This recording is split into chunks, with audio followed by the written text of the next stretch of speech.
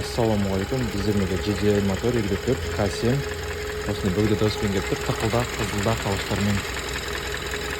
Басқа бірнеше соларға апарып ешкім таба алмапты, дұрыс диагнозын қоя алмапты. Біреуі вообще компрессордың починигін ауыстырыпты, бәрі солға құлапты. Енді солай бізге келіп ақауын тауып, жөндеп көрсететін боламыз сіздерге.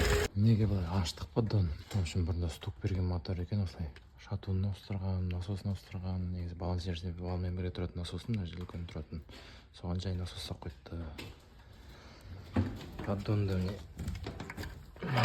стружка, бірақ ішінде болты жүр. Бір насостың болтысы, екі болт жүр. Бір болт түсік болған. Біреуі заглушканың болтысы ғой.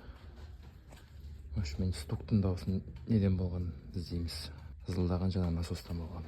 Неге насосымыз шештік осылай бұзып. В общем, дорожкасы желініп. Неге көріп тұрғандарыңыздай.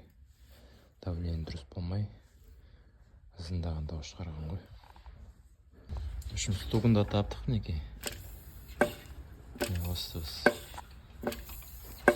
қуатшылардың бәрі жақсы екен. Аштан бұрыстан юбкасы еткен. Майдан бұзап жатыр. Юбкасына люфт болып тұр ғой. В общем, сөздің қысқасы капремонт немесе моторды ауыстыру керек қой.